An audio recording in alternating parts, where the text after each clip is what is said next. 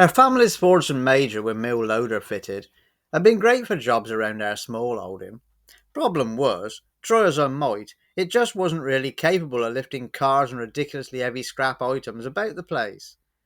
As well as the safety angle, which I'm sure by now you have realised I had scant regard for, there was the fact that with half a lorry engine hanging off the front loader, my little arms could barely steer the bloody thing.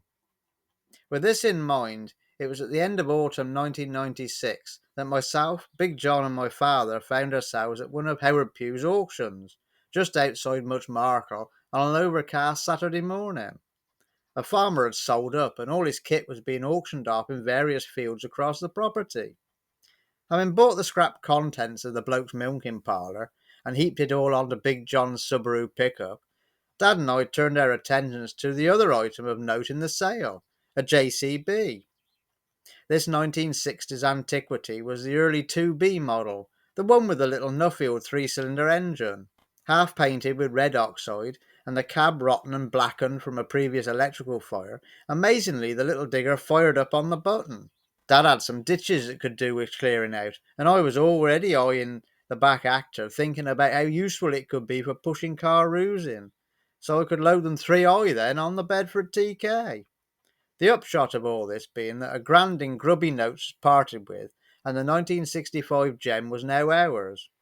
Some red diesel was cajoled out of the farmer, and despite no insurance and ignoring the fact the digger wasn't charging its own battery, father set off on the 10-plus-mile journey home.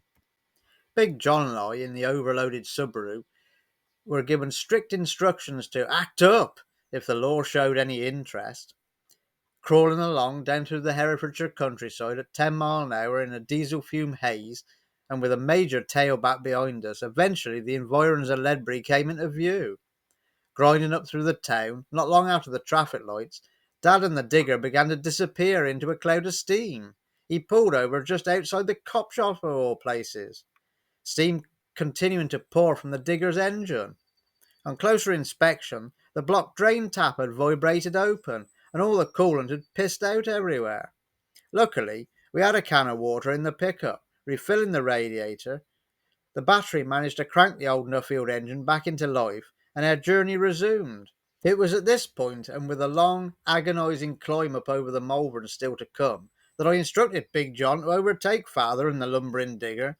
Get us off home before we all get bloody arrested, I said. Another close encounter with the coppers just wasn't going to be prudent.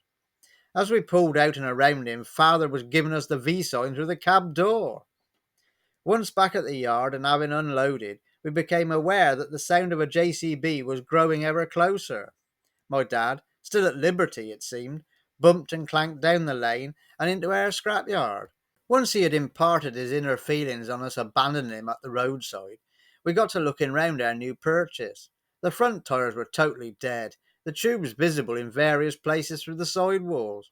A couple of wheels from an old Ford A series we had kicking about were hastily bolted on, and to be fair are still currently fitted 29 years later.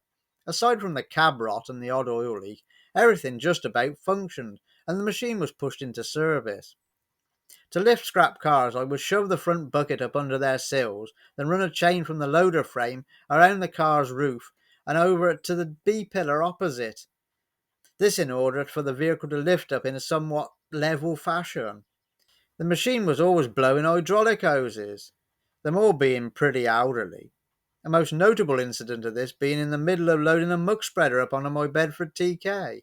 Just as the JCB trundled through the yard's gateway, the hose on one of the front rams blew, and the whole lot came crashing down on top of the gateposts, leaving the muck spreader precariously perched and no real safe way of getting the digger to come from under it to change the hose.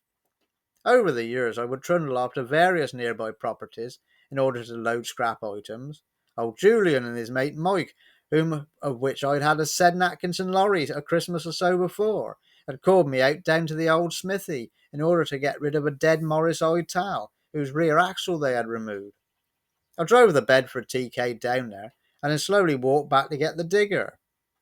After loading the car on the lorry and trying to drive home, I discovered the clutch pedal had become increasingly hard to push down. This eventually required a complete clutch rebuild. Having inherited a very ancient Aberdeen Angus cow from a deceased neighbour, we called it Jean after another miserable cow we knew. The beast was found dead of old age in our field some months later. Dad took the JCB to dig a pit in order to bury the animal. It was a hot summer day, and the stink had father with his shirt pulled up over his nose and mouth. Sat using the back actor and oblivious to what was going on behind him. It was only when the engine started to cough and misfire that he turned round and realised the Nuffield's fan bout had snapped.